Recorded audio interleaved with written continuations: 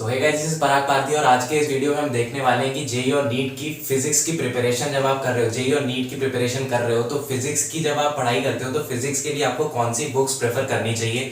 तो JEE physics या NEET physics की अगर हम बात करते हैं तो कोई भी सब्जेक्ट की अगर आप बात करो तो दो चीजें होती है। एक तो आपको उस सब्जेक्ट की थ्योरी पता होनी चाहिए और खासकर फिजिक्स और केमिस्ट्री में आपको थ्योरी या फिर जो कंसेप्ट है वो स्पेशली आपको करने चाहिए। मतलब जो कंसेप्ट अगर आपको नहीं आएंगे तो आप क्वेश्चन को सॉल्व नहीं कर पाओगे। इसलिए जो थ्योरी है उसके लिए कुछ अलग बुक्स हो सकती है और जो क्वेश्चंस है या प्रॉब्लम्स जो होते हैं तो उन्हें सॉल्व करने के लिए कुछ अलग बुक्स हो सकती है।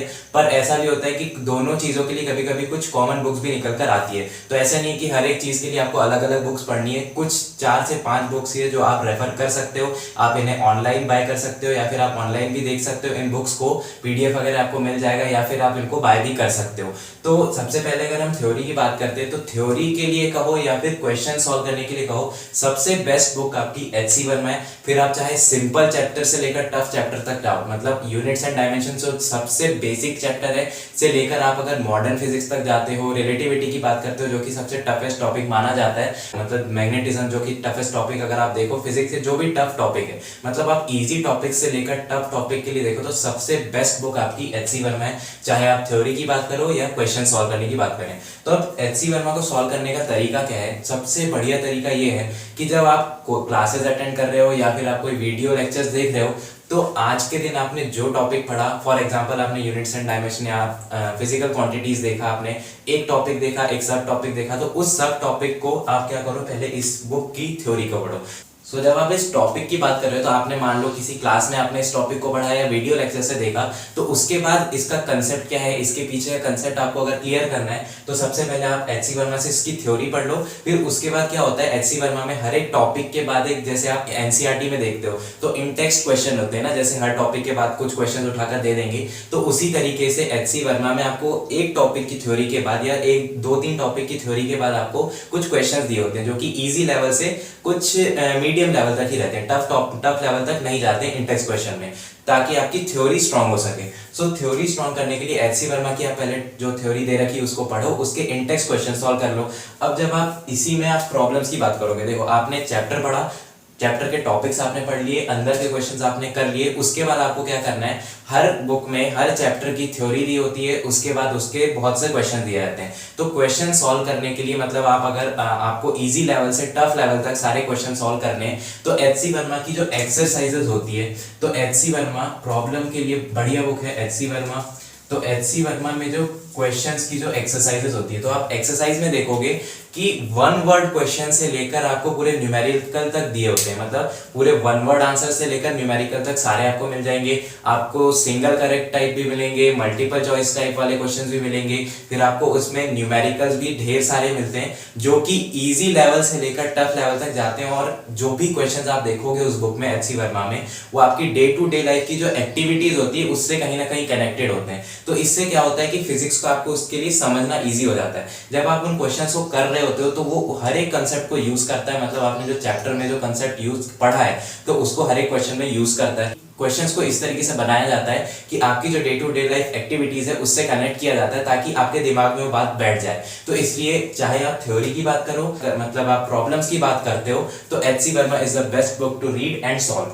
अब अगली बात आती है कि मान लो मैंने एचसी वर्मा कर ली और मेरे पास सफिशिएंट टाइम है, तो उसके बाद आप किस ऑप्शन पे जा सकते हो। सो नेक्स्ट बात आती है कि मान लो आपको अपनी क्वेश्चन सॉल्व करने की स्पीड बढ़ानी, क्योंकि कुछ बच्चों के साथ ये होता है कि वो क्वेश्चन जब सॉल्व कर रहे होते हैं तो किसी क्वेश्चन में उनको बहुत ज्यादा टाइम लग गया तो उसी में लगे रहे हो नहीं पा रहा है। तो अगर आपको क्वेश्चंस की प्रैक्टिस करनी है और अच्छे से स्पीड बढ़ानी है तो उसके लिए आप कुछ सेकेंडरी बुक्स पर जा सकते हो, जैसे कुछ सेंगेज लर्निंग हो गया या जो लर्निंग सीरीज होती है, जैसे बहुत सी बुक्स होती है। तो एक अच्छी लर्निंग सीरीज है सेंगेज लर्निंग, जिसमें आपको सिंगल चॉइस आंसर जो होते हैं उसके 100-120 क्वेश्चन मिल जाएंगे, फिर मल्टीपल चॉइस क्वेश्चन मिल जाएंगे, मैच द कॉलम जो कि एडवांस में जो क्वेश्चन आते हैं उसके लिए हो गया, मैच द कॉलम हो गया, फिर पैसेज क्वेश्चंस होते हैं, मतलब जो कॉम्प्रिहेंशन क्वेश्चंस होते हैं, या न्यूमेरिकल की आप अगर बात कर लेते हो इंटीजर टाइप क्वेश्चन जो आजकल न्यूमेरिकल टाइप में पूछे जाते हैं, तो हर एक पैटर्न पर आपको उन बुक्स में क्वेश्चन दिए होते हैं। तो सेंगेज की अगर मैं बात करता हूँ तो सेंगेज जो है बेसिकली थ्योरी पढ़ने के लिए बिल्कुल भी नहीं है, क्योंकि इसमें थ्योरी इतनी लंबी दी होती है कि अगर आप उसको पढ़ने बैठोगे तो आपका बहुत टाइम निकल जाएगा। तो सेंगेज लर्निंग जो है वो बेसिकली आपको सिर्फ क्वेश्चन सॉल्व करने के लिए यूज करनी चाहिए। तो सेंगेज लर्निंग जो होती है मैथ्स, फिजिक्स, केमिस्ट्री सभी के लिए होती है, पर अगर आपको स्पीड बढ़ानी है क्वेश्चन सॉल्व करने के लिए तो उसके लिए बेस्ट सीरीज है सेंगेज लर्निंग। फिर अब बात आती है कि आपके पास और सफिशिएंट टाइम है तो क्या होता है कि आपको अगर आप कंसेप्ट्स को डेवलप करना है, क्योंकि फिजिक्स, केमिस्ट्री का हो या मैथ्स का हो, कोई भी सब्जेक्ट का हो, आपका कंसेप्ट्स पर ही डिपेंड करता है। आपके कंसेप्ट्स कितने स्ट्रांग है उसी पर डिपेंड करेगा कि आप क्वेश्चंस कैसे सॉल्व कर पाओगे। जब तक आपको कंसेप्ट ही नहीं पता होगा उस क्वेश्चन का तो आप उस क्वेश्चन को सॉल्व ही नहीं कर पाओगे। तो कंसेप्ट्स को डेवलप करने के लिए फिजिक्स के लिए बहुत अच्छी बुक है आई.ई.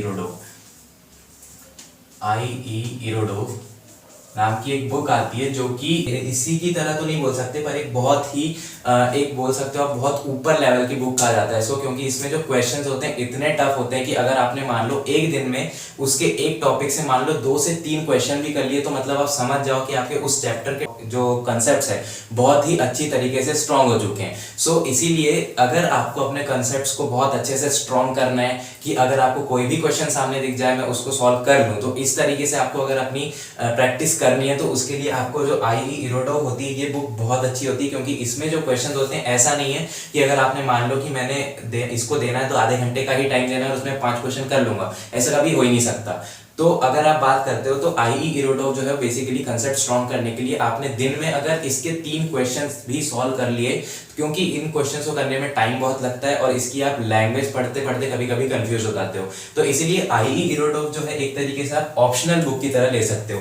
पर एच.सी. वर्मा हो गया या कोई भी एक सेंगेज लर्निंग जैसी कोई लर्निंग सीरीज हो गई तो ये सिर्फ क्वेश्चन ओरिएंटेड बुक है, ये जो थ्योरी भी आ जाती है इसमें। तो अगर आपको कंपलसरी या नेसेसरी बुक्स अगर बोलनी है तो ये दोनों जो है वो आपकी कंपलसरी बुक्स तो है ही है, पर जो आई.ई. इरोडोव है वो एक ऑप्शनल बुक है। अगर आपको लगता है कि आपके पास सफिशिएंट टाइम है, प्रिपरेशन आपकी हो जा रही है, उसके पास आपके पास टाइम बच रहा है, तो आप इस बुक को प्रेफर कर सकते हो, क्योंकि ये बहुत टफ बुक कही जाती है। और इसी के अगर आप मान लो कि कहीं ना कहीं भूले भटके आपने इस बुक को भी पूरा सॉल्व कर लिया तो उसके बाद एक नेक्स्ट बुक है आपके पास एस.एस. क्रोटोव। तो एस.एस. क्रोटोव को आप इस तरीके से देख सकते हो, अगर आई.ई. इरोडोव का लेवल इतना है तो एस.एस. क्रोटोव जो है वो उसका लेवल आप बोल सकते हो इसका दुगना होगा, क्योंकि ये और भी टफ बुक है। इसकी लैंग्वेज तो क्या होता है कई बार समझ ही नहीं आती, मतलब इसमें बहुत ज्यादा टाइम लग जाता है सॉल्व करने में। तो इसीलिए ये दोनों बुक जो है वो एक तरीके से ऑप्शनल बुक है। अगर आपकी ये दोनों बुक अगर कहीं ना कहीं सॉल्व करके हो जाती है और आपको लगता है कि कहीं ना कहीं मेरे जो कंसेप्ट्स है वो वीक रह जा रहे हैं या मैं अपने कंसेप्ट्स को और ज्यादा स्ट्रॉन्ग करना चाह रहा हूँ, तब आप इन दोनों बुक को रेफर कर सकते हो। आपको एक टॉपिक पढ़ाया गया, मान लो फोर्स इज इक्वल टू, मतलब आपको एक टॉपिक पढ़ाया गया व्हाट इज फोर्स, तो व्हाट इज फोर्स कुछ डेफिनेशन होगी, फिर उसके बाद उसका फॉर्मूला आ जाएगा F equal to m a, तो इस तरीके से कुछ फॉर्मूला होगा। अब आपने मान लो कि पहली बार अगर आपने फोर्स के बारे में पढ़ा है, तो जब आप पहली बार फोर्स के बारे में पढ़ रहे हो तो पहली बार ही तो आपने force equal to m a पढ़ा, तो ये चीज आपको याद हो जाए, इसीलिए क्या करते हैं एच.सी. वर्मा में 3-4 क्वेश्चन ऐसे दे दिए जाते हैं जिसमें आपको इस फॉर्मूले को 3-4 तरीके से यूज कराया जा सकता है, ताकि आपको इस फॉर्मूले को याद करने में कोई प्रॉब्लम ना हो और ये फॉर्मूला अच्छे से याद हो जाए। तो थ्योरी वाला पार्ट हो गया। अब जब आपने थ्योरी पढ़ ली, पूरा चैप्टर आपने थ्योरी पढ़ लिया, आपने रिवाइज कर लिया एक बार, उसके बाद प्रॉब्लम्स आपको एच.सी. वर्मा से सॉल्व करनी है। जितने भी सिंगल चॉइस क्वेश्चंस पहले दिए होते हैं, ऑब्जेक्टिव टाइप पहले होते हैं, उसके बाद न्यूमेरिकल्स होते हैं। तो पहले आपको सिंगल चॉइस करने हैं, फिर मल्टीपल चॉइस करने हैं और उसके बाद आपको सारे न्यूमेरिकल सॉल्व करना है। तो न्यूमेरिकल्स जो होते हैं एच.सी. वर्मा में, वो लास्ट के 10 जो न्यूमेरिकल्स होते हैं या 10 से 15 न्यूमेरिकल्स अगर आप बोलो तो बहुत अच्छे लेवल के क्वेश्चन होते हैं, उनको आप बिल्कुल ट्राई करना चाहिए। आपको उनको तो नेसेसरीली ट्राई करना ही चाहिए, ताकि आपको अच्छे से जो कंसेप्ट्स है क्वेश्चन को सॉल्व करते समय वो हिट करने लगे। तो इसलिए एच.सी. वर्मा जो है वो फर्स्ट प्रायोरिटी पे होनी चाहिए आपकी, एक तो थ्योरी के लिए और फिर प्रॉब्लम के लिए। फिर अगर आपको लगता है कि मेरी प्रिपरेशन हो गई है, अब मैं आगे अपनी स्पीड बढ़ाना चाहता हूँ क्वेश्चन सॉल्व करने की, तो सेंगेज आप प्रेफर कर सकते हो, क्योंकि इन बुक्स में ऐसे दिया होता है कि आपको सारे क्वेश्चन जो होते हैं शुरू में 10-15 क्वेश्चन एकदम ईजी दिए, फिर थोड़ा लेवल बढ़ाया, फिर थोड़ा लेवल बढ़ाया, तो इससे क्या होता है बच्चा सॉल्व करते गया और उसकी स्पीड बढ़ती गई। तो इस कारण से ये स्पीड बढ़ाने के लिए। पर कंसेप्ट अगर आपको और ज्यादा स्ट्रॉन्ग करने तो उसके लिए आप ऑप्शनल इन बुक्स को प्रेफर कर सकते हो। तो इस वीडियो में मैंने आपको बताया है कि आपको कौन सी बुक्स को प्रेफर करना चाहिए, क्योंकि कुछ वीडियोस में मेरे कमेंट आए थे कि फिजिक्स की प्रिपरेशन के समय हमें कौन सी बुक्स प्रेफर करनी चाहिए, क्योंकि होता ये है कि बच्चे प्रिपरेशन करना चालू कर देते हैं, वीडियो लेक्चर्स देख लेते हैं, अब उनको प्रॉपर गाइडेंस नहीं मिलता कि हमें कौन सी बुक सॉल्व करनी है। तो क्या होता है वो कुछ ना कुछ बुक्स इधर उधर से उठा लेंगे, मान लो इसी तरीके की, मान लो उन्होंने सेंगेज के तरीके की कोई बुक उठा ली, अब उसी से थ्योरी पढ़ना चालू कर दिया।